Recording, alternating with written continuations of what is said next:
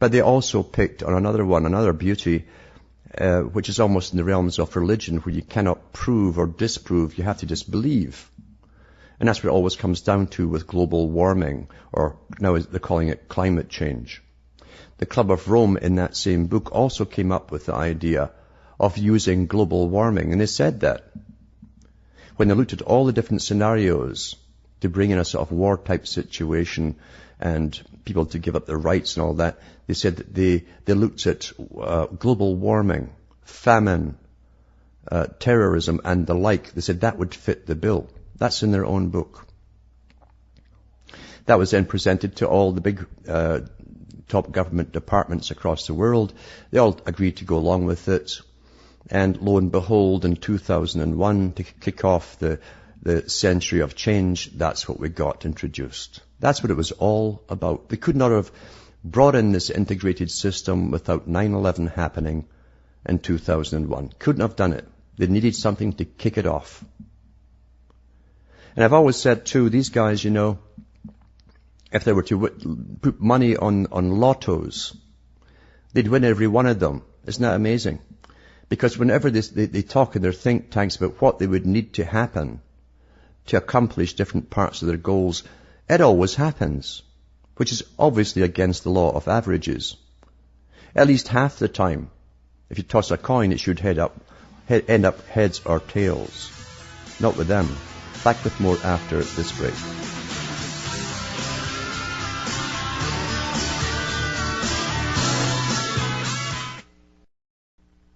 You're listening to the Republic Broadcasting Network, because you can handle the truth.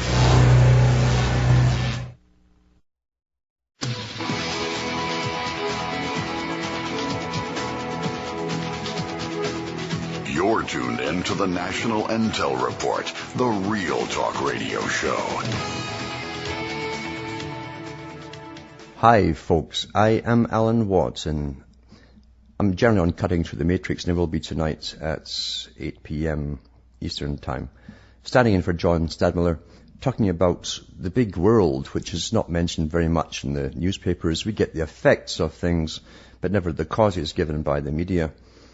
And we have to get to realize, eventually, the stage to realize that we're living through a script that many big authors actually wrote about in their own biographies many years ago. If you go into the books written by those who were appointed to the United Nations back during World War II and then immediately after World War II, they were quite open about the kind of society they were bringing in. They also knew the problems they'd face they'd have to destroy cultures basically in order to then refix the world and amalgamate the countries together under this new super culture. Some authors back in the early 70s actually wrote about it too, and even the late 60s. I think Desmond Morris was one. He was a zoologist, but he talked about creating the super tribe, as he called it, and how it was inevitable through the conflicts and through the resolution of conflicts through the United Nations, and with the massive travel that they had envisaged as the creme de la creme of those of academia and other in different countries across the world, all competed and moved across the world to the best jobs, creating forms of super city-states, and how all the rest of them left back in their countries would feel kind of left out. So it had to be given a common culture that would take an awful lot of time to introduce, maybe quite a few generations before you'd have this strange new culture. We haven't been told exactly what it's supposed to be. And they talked about, too, the creation of a world army, a super army, where they'd find a new type of nationalism, something to replace nationalism. And that was to be based on sustainability, the world itself is our goddess type thing of idea, and how that would have to be substituted for the traditional means of nationalistic governments. So nothing is new. There's nothing new under the sun. And academia plays a very, very big part in all of this. When you see that professors across the world all belong to their own categories of think tanks, you might call them, or international organizations, all involved in political change, in global change, not just academia for academia's sake, but for political change, and how they all work together with governments too. Then you understand how this post-democratic system, as they call it, is actually working. To get seen or heard by any government, you have to have access to the government. The average person today literally is as close to government as the serf was to the London kings in the Middle Ages. In other words, you have no access at all. You might be able to send a letter off, now it's an email, but you'll never get even to the person you're after. Even the representative is so remote, so far removed from redress that we haven't got a chance. The ones who get immediate access to governments are those with the big money, the ones who are authorized non-governmental organizations. They're all lobby groups, including all the big lobby groups that work for the corporations. And they literally have buildings all around and without and through the central governments of every country in the world. They have immediate access. So money talks, power talks, and that's also what they meant by post-democratic systems. I noticed that recently, which is no surprise, and really it's just an after-the-fact admission through a legal system. They do things without bothering to change the legal books. They do it for maybe 20, 30 years, 40 years, and then eventually put it through the books to make something legal. No one really cared beforehand if it was or wasn't. And they've now allowed corporations to give unlimited funding to their own candidates, which means in this new feudal system, as Professor Carroll Quigley called it, and he did call it a feudal system, the corporations would run the world. Technically, they've already been doing so. And I myself would classify the United Nations as a corporation with its own agenda. I'd classify all the foundations as corporations, not just charities, but corporations. They have the same funding. They have trillions of dollars of funding. Some of them have trillions of dollars in funding alone, single ones, to do their bidding.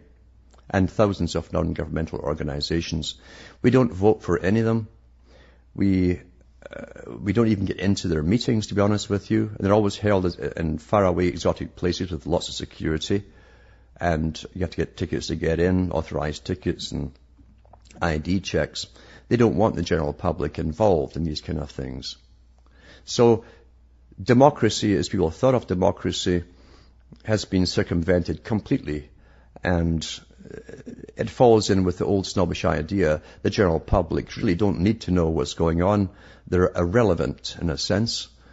It's along the techniques or the mentality of Hamilton, who was probably the only one in the U.S. Early government who ever came out with his true belief. And he said, the people, sir, is a beast. He said it. The ordinary people he believed were too chaotic to put any adequate inputs into how government should be run, and therefore should be completely ignored. Academia, with all of its snobbery, believes in the same thing. We have to face the facts. Nothing changes in human nature. It really doesn't change. I'm always so surprised when we think, or we're conned into believing, that somehow we're far more civilized as a human species than we ever were. And that's utter nonsense. Utter nonsense. In the Middle Ages, when feudalistic systems run all over Europe, the serf had no rights whatsoever. The serf could be killed with impunity just because the lord was in a bad mood. There was no inquiry and nothing happened about it. It was okay to do. Wasn't favored all the time, but it was okay. The serf was bought and sold with the land. And the only thing the serf would be asked is where do you belong? And he would name the area owned by his feudal lord. by its place name. And if he said that, therefore, he basically admitted, I come from this place, and he was bought and sold with this place. And so was his family, if he had one too. They were chattel, basically. With the rise of academia taking part in governments, with all of its think tanks, myriads of think tanks working, and all of its political organizations of professors and NGOs working with the UN, you have the same system back in place again. Part of the depopulation program agenda is to do with this new feudal system as well. They want a tidy world so that the right kind of people can breed and get along, the ones fittest to survive. But they say that all of the post, you would call it industrial type society people, are just useless eaters now. They have no function.